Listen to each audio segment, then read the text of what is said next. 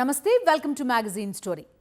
Neat ఇప్పుడు ఇది national test కాదు, ఓ పెద్ద నేషనల్ టెన్షన్. దేశవ్యాప్తంగా ఉమ్మడి పరీక్షా విధానం తీసుకొచ్చినప్పటి నుంచి ఏదో ఒక వివాదం. ఈ ఏడాది కూడా నీట్ పేపర్ లీక్తో ఈ పరీక్ష ప్రామాణికత, భద్రతపై మరోసారి చర్చ మొదలైంది. అసలు నీట్ విధానం మొదటి నుంచి ఎందుకు వివాదాస్పదమైంది? ఈ పరీక్ష విషయంలో రాష్ట్రాల మధ్య గందరగోళానికి కారణమేంటి? ఎగ్జామ్ సెంటర్లో ప్రశ్నలకు జవాబులు రాయాల్సిన విద్యార్థుల భవిష్యత్తు ఇలా ప్రశ్నార్థకంగా మారడానికి కారణాలేంటి? కోట్ల ఆశలతో రాత్రి పగలు కష్టపడి చదివిన పిల్లల్ని మరోసారి పరీక్ష రాయమనడం ఎంతవరకు కరెక్ట్? విద్యార్థులు, వాళ్ల తల్లిదండ్రులు అనుభవిస్తున్న మానసిక క్షోభకు ఎవరు సమాధానం చెప్తారు? వాళ్ల కష్టానికి, అనుభవిస్తున్న మనోవేదనకు ఎవరైనా విలువ కట్టగలరా? విద్యార్థుల జీవితాలతో చెలగాటమాడుతున్న నీట్ విధానం ఎలా పుట్టింది? ఇప్పుడు ఇది ఎలా రూపాంతరం చెందింది? ఇదే ఇవాల్టి మ్యాగజైన్ స్టోరీ. ఒకే పరీక్ష, లక్షల మంది విద్యార్థులు, కోట్లాది ఆశలు. కానీ ప్రతి ఏడాది అదే వివాదాలు, ప్రశ్నపత్రం లీక్ ఆరోపణలు, గ్రేస్ మార్కుల గందరగోళం, కోచింగ్ సెంటర్ల మాఫియా, ప్రాంతీయ అసమానతలు. దేశంలో అత్యంత కీలకమైన మెడికల్ ఎంట్రన్స్ పరీక్షగా చెప్పుకునే నీట్ ఇప్పుడు అతిపెద్ద వివాదాస్పద అంశంగా మారింది. భావి భారత వైద్యుల తొలి అడుగుగా చెప్పుకునే నీట్ ఎంట్రన్స్ ఎగ్జామ్ ఏటా వివాదాస్పదం అవుతూనే ఉంది. అసలు ఈ విధానం ఎప్పుడు అమల్లోకి వచ్చింది? ఇది తెరపైకి రావడం వెనుక అసలు కారణమేంటి? తాజాగా నీట్ ప్రశ్నపత్రం లీక్ అయిన ఘటనలో తెర వెనుక ఉన్న వ్యక్తులెవరు? National eligibility cum entrance test, దీన్నే షార్ట్కట్ లో నీట్ అంటున్నాం. ఎంబీబీఎస్, బీడీఎస్, ఆయుష్ అడ్మిషన్లకు జాతీయ స్థాయిలో నిర్వహించే ఉమ్మడి పరీక్ష ఇది. నేషనల్ టెస్టింగ్ ఏజెన్సీ ఎన్టీఏ ఆధ్వర్యంలో ఏటా ఈ పరీక్షను నిర్వహిస్తారు. దేశంలో వైద్య విద్య అభ్యసించాలంటే ఈ పరీక్ష రాయడం తప్పనిసరి. 11వ తరగతి, 12వ తరగతిలో ఉన్న ఎన్సీఈఆర్టీ సిలబస్ ఆధారంగా నీట్ పరీక్ష నిర్వహిస్తున్నారు. దేశవ్యాప్తంగా ఒకే విధమైన విద్యా ప్రమాణాలను తీసుకురావాలనే లక్ష్యంతో దీన్ని ప్రవేశపెట్టినప్పటికీ రాష్ట్రాల సిలబస్తో వ్యత్యాసాల వల్ల ప్రారంభంలో తమిళనాడు వంటి రాష్ట్రాల నుండి తీవ్ర వ్యతిరేకత వ్యక్తమైంది. అయినప్పటికీ 2019 నుండి ఎయిమ్స్, జిప్మర్ వంటి ప్రతిష్టాత్మక సంస్థల్లో కూడా ప్రవేశాలు నీట్ ద్వారానే జరుగుతున్నాయి. భారతదేశంలో వైద్య విద్యకు ఉన్న విపరీతమైన డిమాండ్ కారణంగా ఈ పరీక్షలో పోటీ చాలా ఎక్కువ. ఏటా సుమారు 20 లక్షల మందికి పైగా విద్యార్థులు ఈ పరీక్షకు హాజరవుతుండగా ప్రభుత్వ సీట్లు పొందే వారి సంఖ్య కేవలం 2-3% ఉంటోంది. ప్రైవేటు కళాశాలల్లో ఫీజులు భారీగా ఉండడంతో సామాన్య విద్యార్థులకు ప్రభుత్వ మెడికల్ సీటు సాధించడమే ప్రధాన లక్ష్యంగా మారుతోంది. గత కొన్నేళ్లుగా నీట్ పరీక్ష అనేక వివాదాలకు కేంద్ర బిందువుగా మారింది. ముఖ్యంగా 2024లో పేపర్ లీకేజీ ఆరోపణలు, గ్రేస్ మార్కుల కేటాయింపు, అసాధారణ రీతిలో ఎక్కువ మందికి మొదటి ర్యాంకు రావడం దేశవ్యాప్తంగా సంచలనం సృష్టించింది. 2017-18 నీట్ ప్రశ్నాపత్రంలో ప్రాంతీయ భాషల్లో చాలా తప్పులు దొర్లాయి.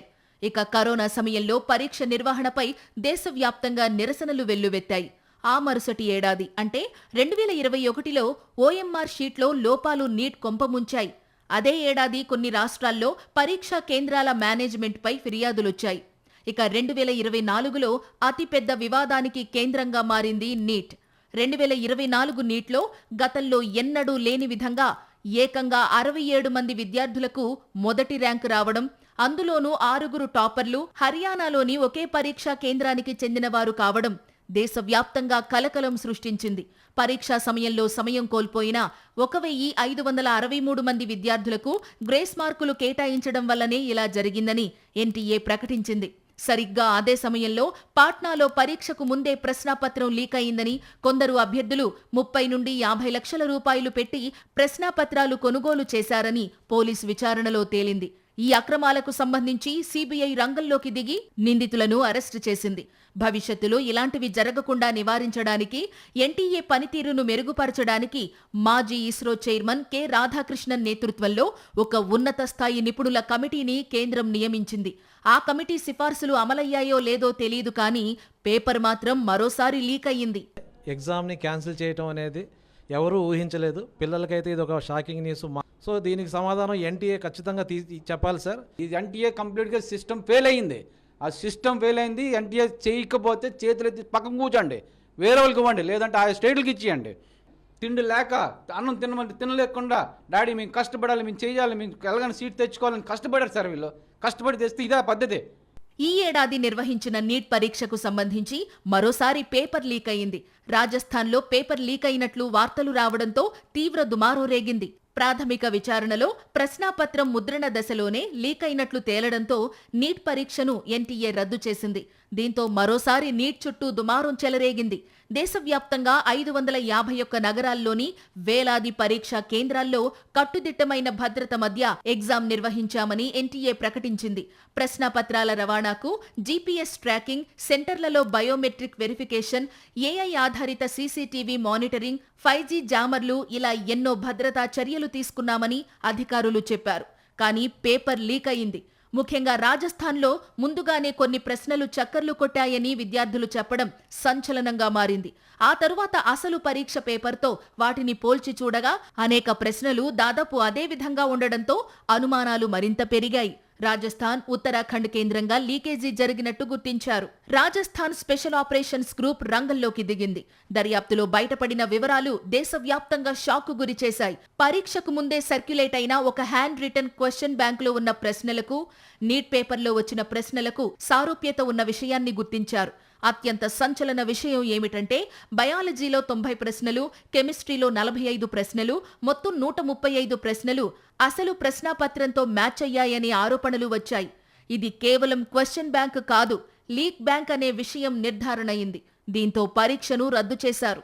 కష్టపడి మేము ఎంత చేసి పగలనక రాత్రులనక కష్టపడి తిండి తిప్పలేక కష్టపడి మేము చదివి ఎగ్జామ్ అన్నది పర్ఫెక్ట్గా రాసి ఎప్పుడైతే బయటకు వచ్చి పేరెంట్స్ని చూస్తామో పేరెంట్స్ కళ్ళల్లో మేము బాగా రాసామనగానే వచ్చే ఆనందం అంతా ఈరోజు పోయింది సార్. పక్కాగా సీట్ వస్తుంది అనగానే మళ్ళీ ఇలాగ అంటున్నారు సార్. ఎవరో చేసిన దానికి మళ్ళీ మమ్మల్ని అలా పనిష్ చేస్తారు సార్. మా 1 ఇయర్ కష్టార్జితం సింపుల్ పోస్ట్ పెట్టి మొత్తం తీసేస్తే ఎలా సార్? అసలు ఇది కరెక్ట్ డెసిషన్ అయితే కాదు. దర్యాప్తు అధికారులు రాజస్థాన్లోని సికార్, జైపూర్, ఇతర ప్రాంతాల్లో సోదాలు నిర్వహించారు. 45 మందికి పైగా అనుమానితుల్ని అదుపులోకి తీసుకున్నారు. ఈ లీక్ వెనుక మల్టీ స్టేట్ నెట్వర్క్ ఉండొచ్చని అధికారులు అనుమానిస్తున్నారు. నీట్ రద్దుతో 22.79 లక్షల మంది విద్యార్థులపై ఆ ప్రభావం పడింది. తెలంగాణలో 71,000 మంది, ఏపీలో 58,000 మంది ఈ పరీక్ష రాశారు. వీళ్లంతా ఇప్పుడు మరోసారి నీట్కు సన్నద్ధమవ్వాలి. దీంతో విద్యార్థులు వాళ్ల తల్లిదండ్రులపై విపరీతమైన మానసిక ఒత్తిడి పడుతుంది. నీట్పై నమ్మకాన్ని కాపాడటానికి ఈ నిర్ణయం తప్పనిసరి అని కేంద్ర ప్రభుత్వం చెబుతోంది. This is not right, NTA. Students studying day and night are studying. For what? To give that one exam.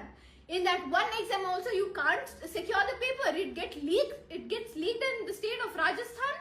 You tell the whole nation to give the exam again. Does this make sense? Paper leak చేసిన నిందితుల్ని పట్టుకున్నారు. కోర్టుల్లో వాళ్లకు శిక్షలు కూడా పడే అవకాశముంది. మరి paper leakage వల్ల విద్యార్థులు అనుభవిస్తున్న మానసిక క్షోభకు ఎవరు సమాధానం చెబుతారు? వాళ్ల క్షోభకు ఎవరు పరిహారం చెల్లిస్తారు? ఇన్నాళ్లు వాళ్లు పడిన కష్టం వృధాయేనా? వాళ్ల కష్టానికి నష్టపరిహారం లేదా? తొలిసారి పరీక్ష బాగా రాసిన విద్యార్థి ఇప్పుడు మరోసారి నీట్ రాసి అదే స్థాయి పర్ఫార్మెన్స్ చూపించగలడా? ఈ ప్రశ్నలకు ఎవరు సమాధానం చెబుతారు? నీట్ ఇది కేవలం ఒక పరీక్ష కాదు, మార్కుల కోసం పోటీ అంతకంటే కాదు. ఇది భవిష్యత్తు కోసం పోరాటం. విద్యార్థి దశలో ఉన్న ఒక వ్యక్తి తన జీవితంలో ఎదిగేందుకు, స్థిరపడేందుకు ఒక మార్గం. అందుకే నీట్ని కేవలం ఓ పరీక్షగా చూడరు. ఇదొక జీవిత లక్ష్యం, ఓ గమ్యస్థానం. అంతటి ప్రతిష్టాత్మకమైన నీట్పై నమ్మకం తిరిగి వస్తుందా? లేక ప్రతి సంవత్సరం ఇదే వివాదం కొనసాగుతుందా? దేశం మొత్తం ఇప్పుడు ఇదే ప్రశ్నిస్తోంది. అసలు నీట్ కొనసాగాలా వద్దా? లేక పాత పద్ధతిలోనే ఏ రాష్ట్రానికి ఆ రాష్ట్రం పరీక్షలు నిర్వహించుకునే పద్ధతి తీసుకురావాలా? ప్రశ్నపత్రాల లీకేజీలకు తోడు కొన్ని ప్రాథమిక సమస్యలు కూడా నీట్ని చుట్టుముట్టాయి. ఎన్టీఏ నిర్వహణ వైఫల్యంతో పరీక్షలో పారదర్శకత లేదనే విమర్శలు వినిపించాయి. దీనికి తోడు తాజా విధానంతో విద్యార్థుల కంటే కోచింగ్ సెంటర్లే బలంగా మారాయనే ఆరోపణలున్నాయి. దీనివల్ల గ్రామీణ విద్యార్థులకు అన్యాయం జరుగుతోందని, భాషా అసమానతలు, విద్యార్థులపై మానసిక ఒత్తిడి కూడా ఎక్కువవుతోందని విద్యావేత్తలు ఆందోళన వ్యక్తం చేస్తున్నారు. ఈ నేపథ్యంలో నీట్ పరీక్షా విధానంలో సంస్కరణలపై చర్చ మొదలైంది. అసలు నీట్కు ముందు పరీక్షా విధానం ఎలా ఉండేది? నీట్కి ముందు మెడికల్ అడ్మిషన్లు ఎలా జరిగేవి?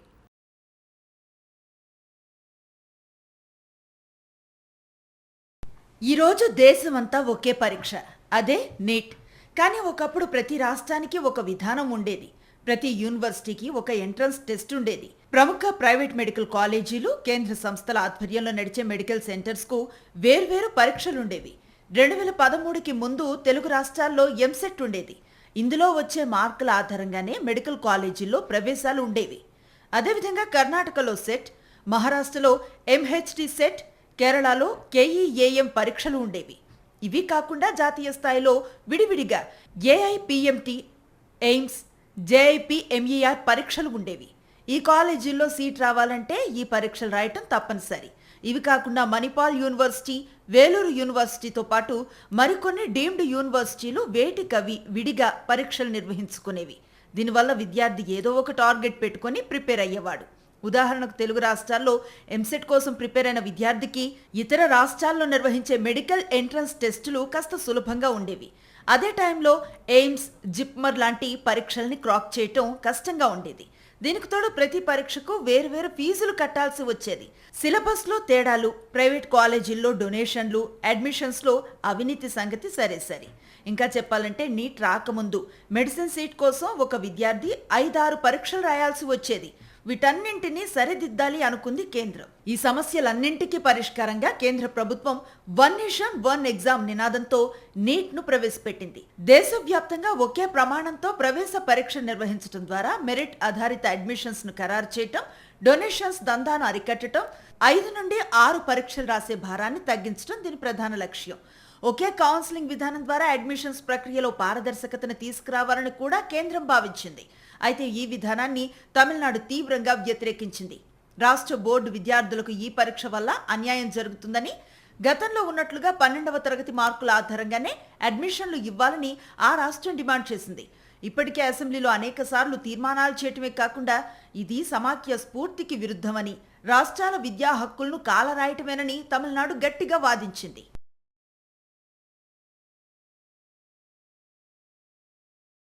కేవలం తమిళనాడు మాత్రమే కాకుండా పశ్చిమ బెంగాల్, కేరళ, మహారాష్ట్ర వంటి రాష్ట్రాలు కూడా తమ అభ్యంతరాలను వ్యక్తం చేస్తున్నాయి.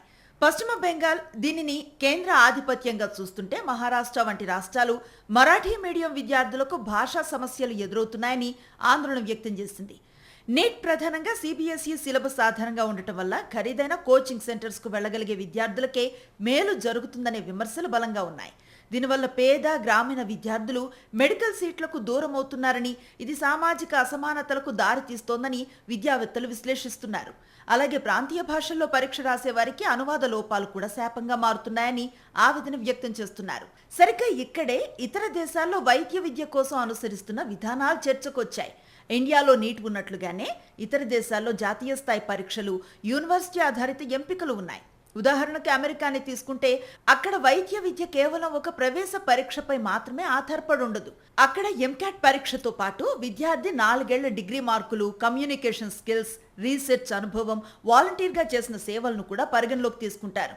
బ్రిటన్, ఆస్ట్రేలియాల్లో కూడా యూకాట్ వంటి ఆప్టిట్యూడ్ టెస్టులతో పాటు వ్యక్తిగత ఇంటర్వ్యూల ద్వారా విద్యార్థి వ్యక్తిత్వాన్ని అంచనా వేసి అడ్మిషన్ ఇస్తారు. చదువుతో పాటు డాక్టర్ వృత్తిపై నిబద్ధత, ఆసక్తి ఉన్నాయా లేదా అనేది పరీక్షిస్తారు. చైనాలో గావ్ కావో అనే అత్యంత కఠినమైన జాతీయ పరీక్ష ఆధారంగా మెడికల్ సీట్లను భర్తీ చేస్తారు. ఇది మన దేశంలో నీట్ కంటే ఎక్కువ ఒత్తిడితో కూడుకున్నది. అక్కడ పరీక్షా ప్రశ్నాపత్రాలను స్టేట్ సీక్రెట్ స్థాయిలో భద్రపరుస్తారు. ప్రత్యేక సెక్యూర్ సెంటర్లో 24 గంటల సీసీటీవీ పర్యవేక్షణ మధ్య పేపర్లు ప్రింట్ చేస్తారు. తర్వాత జీపీఎస్ ట్రాకింగ్, ఆయుధాలతో ఉన్న పోలీస్ ఎస్కార్ట్తో ఎగ్జామ్ సెంటర్లకు తరలిస్తారు. గౌకావ్ పరీక్ష రోజున చైనా మొత్తం హై అలర్ట్లోకి వెళుతుంది. పరీక్షా కేంద్రాల వద్ద డ్రోన్లు, ఏఐ కెమెరాలు, facial recognition systems, finger print scanners ఏర్పాటు చేస్తారు. మొబైల్, బ్లూటూత్, స్మార్ట్ వాచ్లను గుర్తించే ఇంటెలిజెంట్ సెక్యూరిటీ గేట్లు పనిచేస్తాయి. అంతేకాదు, పరీక్షల సమయంలో పరీక్షా కేంద్రాల పరిసరాల్లో హార్న్ మోగించడం, నిర్మాణ పనులు, భారీ శబ్దాలు పూర్తిగా నిషేధం. కొన్ని ప్రాంతాల్లో విమానాల రూట్లను కూడా మార్చిన ఘటనలు ఉన్నాయి. అనుమానాస్పద కదలికలపై ఏఐ వెంటనే అలర్ట్ ఇస్తుంది. విద్యార్థులు పదే పక్కకు చూడటం, గుసగుసలు పెట్టడం లాంటివి కూడా కెమెరాలు గుర్తిస్తాయి. జపాన్లో కూడా 2 అంచెల విధానం అమల్లో ఉంది. మొదట జాతీయ స్థాయి పరీక్ష, ఆ తర్వాత సంబంధిత యూనివర్సిటీలు నిర్వహించే ప్రత్యేక పరీక్షలు, ఇంటర్వ్యూలు ఉంటాయి. ఇక జర్మనీ లాంటి యూరోప్ దేశాల్లో కోచింగ్ సంస్కృతి, ప్రత్యేక ప్రవేశ విధానం ఉండదు. అక్కడ పాఠశాల చివరి పరీక్షల్లో వచ్చిన గ్రేడ్ల ఆధారంగానే మెజారిటీ అడ్మిషన్స్ జరుగుతాయి. అత్యుత్తమ అకాడమిక్ రికార్డు ఉన్న వారికే మెడికల్ సీట్లు దక్కుతాయి. ఇండియాలో మాత్రం ఇంటర్వ్యూలు, మెరిట్ లిస్టులు ఉండవు. ఇక్కడ మార్కులే పరమావధి. నీట్లో ఎవరికి ఎక్కువ మార్కులు వస్తే వాళ్లే డాక్టర్లు. దీనికోసం లక్షలు ఖర్చు పెడతారు. ఏళ్లుగా కోచింగ్ సెంటర్లలో శిక్షణ తీసుకుంటారు.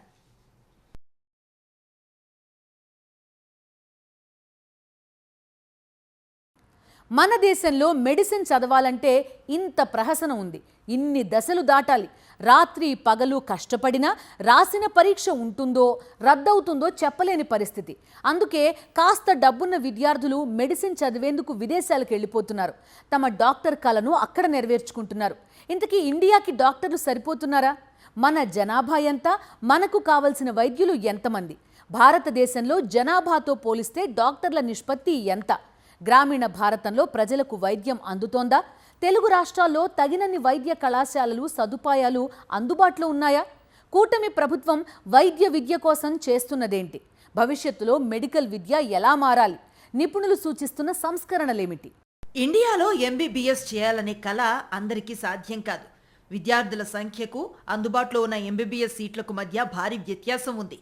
ప్రతి సంవత్సరం 24 లక్షలకు పైగా విద్యార్థులు నీట్ రాస్తూ ఉండగా కేవలం 1,00,000కు అటు ఇటుగా మాత్రమే సీట్లు అందుబాటులో ఉన్నాయి.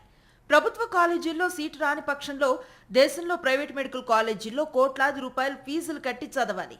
ఇది భరించలేని మధ్యతరగతి కుటుంబాల పిల్లలు తక్కువ ఖర్చుతో వైద్య విద్యను అభ్యసించడానికి రష్యా, జార్జియా, కజకిస్తాన్ వంటి దేశాలకు వెళ్తున్నారు. ఈ క్రమంలో రష్యా, ఫిలిప్పీన్స్, కొన్ని మధ్య ఆసియా దేశాలు భారతీయ విద్యార్థులకు ప్రధాన కేంద్రాలుగా మారాయి. రష్యాలో తక్కువ ఫీజులు, WHO గుర్తింపు పొందిన యూనివర్సిటీలు ఉండగా ఫిలిప్పీన్స్లో ఇంగ్లీష్ మీడియం, అమెరికన్ మోడల్ విద్యా విధానం ప్రత్యేక ఆకర్షణలుగా ఉన్నాయి. బ్యాంకుల్లో లోన్లు తీసుకుని విదేశాల్లో ఎంబీబీఎస్ పూర్తి చేసిన విద్యార్థులు భారత్లో ప్రాక్టీస్ చేయాలంటే నేషనల్ మెడికల్ కమిషన్ నిర్వహించే పరీక్షల్లో తప్పనిసరిగా ఉత్తీర్ణతను సాధించాలి. ఈ పరీక్షల్లో ఉత్తీర్ణత శాతం చాలా తక్కువగా ఉండటం ఒక పెద్ద సవాల్. ప్రపంచ ఆరోగ్య సంస్థ నిబంధనల ప్రకారం ప్రతి 1000 మందికి ఒక డాక్టర్ ఉండాలి. ఈ లక్ష్యానికి అందనంత దూరంలో ఉంది ఇండియా. ఏటా వేలాది మంది వైద్యులు బయటకు వస్తున్నప్పటికీ జనాభాకు వైద్యులకు మధ్య నిష్పత్తిలో అంతరం స్పష్టంగా కనిపిస్తూనే ఉంది. మరీ ముఖ్యంగా గ్రామీణ ప్రాంతాల్లో వైద్య సేవల లోటు అందరికీ తెలిసిందే. భారతదేశంలో సమస్య డాక్టర్ల సంఖ్య కంటే వారి పంపిణీలోనే ఎక్కువగా ఉంది. కార్పొరేట్ ఆసుపత్రులు, స్పెషలిస్ట్ సేవలు అన్ని పట్టణ ప్రాంతాల్లోనే కేంద్రీకృతమై ఉన్నాయి. ప్రభుత్వ ఆసుపత్రుల్లో మౌలిక సదుపాయాల కొరత, తక్కువ జీతాలు, గ్రామీణ ప్రాంతాల్లో పనిచేసేందుకు సరైన ప్రోత్సాహకాలు లేకపోవటం వల్ల గ్రామాల్లో ఒక్కో డాక్టర్ వేలాది మంది రోగులను చూడాల్సి వస్తుంది. అందుకే వైద్య విద్య రంగంలో సమూల మార్పులు అవసరమని నిపుణులు సూచిస్తున్నారు. ప్రతి జిల్లాకు ఒక మెడికల్ కాలేజీ ఏర్పాటు చేయటం, ప్రైవేట్ కాలేజీల్లో ఫీజుల నియంత్రణ, జాతీయ స్థాయి పరీక్షల్లో ప్రాంతీయ భాషా విద్యార్థులకు సమాన అవకాశాలు కల్పించడం వంటివి ఇందులో కీలకమైన సిఫార్సులు. వీటిల్లో అతి ముఖ్యమైన మెడికల్ కాలేజీల ఏర్పాటును గత వైఎస్ఆర్సీపీ ప్రభుత్వం ఉద్యమంలా చేపట్టింది. పేదవాడికి వైద్యాన్ని అందుబాటులోకి తీసుకురావడంతో పాటు పేద విద్యార్థులకు వైద్య విద్యను చేరువ చేసేందుకు అప్పటి ముఖ్యమంత్రి వైఎస్ జగన్మోహన్ రెడ్డి మెడికల్ కాలేజీల నిర్మాణాన్ని చేపట్టారు. అయితే కూటమి ప్రభుత్వం వచ్చిన వెంటనే వాటిని నిర్వీర్యం చేసే కార్యక్రమాన్ని మొదలుపెట్టింది. జగన్ హయాంలో పూర్తయిన మెడికల్ కాలేజీలకు రిబ్బన్ కటింగ్ చేసి మనమే ఆపరేషన్ చేశామంటూ ఘనంగా చెప్పుకున్నారు చంద్రబాబు. మిగిలిన మెడికల్ కాలేజీల నిర్మాణాలు ఆపేసి పీపీపీ పేరిట ప్రైవేట్కి అప్పగించేస్తున్నారు. ఎన్ని వేల మంది పేద విద్యార్థులు, నాకు తెలిసి జగనన్న 17 మెడికల్ కాలేజీలు చేసుకుంటే ఆల్మోస్ట్ 2200 పైన ప్రతి సంవత్సరం కూడా డాక్టర్స్ తయారవుతారు. మరి ఇంతమంది పేదవాళ్ళు డాక్టర్స్ అయితే మరి చంద్రబాబు నాయుడు గారికి ఎందుకు ఇంత కడుపుమంటే అర్థం కావట్లేదు. మీరు ఒక్కసారి ఆలోచన చేయండి. ఇటు జగనన్న ప్రభుత్వంలో వైద్య రంగం కానీ విద్యారంగం కానీ ఏ రకంగా ఉంది, చంద్రబాబు నాయుడు గారి ప్రభుత్వంలో ఏ రకంగా ఉంది, ఇక్కడే తేటతెల్లం అయిపోతా ఉంది. నీట్ పరీక్ష పేపర్ లీకేజీ మనకెన్నో పాఠాలు నేర్పుతోంది. కేవలం పరీక్ష నిర్వహణలో లోపం మాత్రమే కాదు, మెడికల్ సీట్లకు ఉన్న పోటీకి కూడా ఈ లీకేజీ అద్దం పడుతోంది. ఎలాగైనా డాక్టర్ అయిపోవాలనే విద్యార్థుల ఆశను క్యాష్ చేసుకోవటానికి ముఠాలు రెడీగా ఉన్నాయి. దీన్ని అరికట్టాలంటే విద్యార్థులపై తీవ్రమైన ఒత్తిడిని పెంచే విద్యా విధానంలోనే సమూల మార్పులు రావాలి. పరీక్షా ప్రమాణాలు పెంచడంతో పాటు వైద్య విద్య చదువుకోవటానికి ప్రతి ఒక్కరికి అవకాశం కలగాలి. కేవలం ఖరీదైన కోచింగ్ సెంటర్లలో చదువుకున్న వారికి మాత్రమే కాకుండా ప్రభుత్వ పాఠశాలలో చదువుకున్న పేద విద్యార్థులకు కూడా వైద్య విద్య అందుబాటులో ఉండాలి. అందుకు తగ్గట్లుగా మెడికల్ కాలేజీలను ప్రభుత్వాలు ఏర్పాటు చేయాలి. పోటీ ప్రపంచంలో కేవలం మెడికల్ సీట్ మాత్రమే అంతిమ లక్ష్యం కాకుండా విద్యార్థుల్లో నైతికతను పెంచాలి. ఈ మార్పులన్నీ జరిగినప్పుడు పేదలకు కూడా వైద్యం అందుబాటులోకి వస్తుంది. ఇదే ఇవాల్టి మ్యాగజైన్ స్టోరీ. మరో ఇంట్రెస్టింగ్ టాపిక్తో మళ్ళీ కలుద్దాం. అంతవరకు స్టే విత్ us.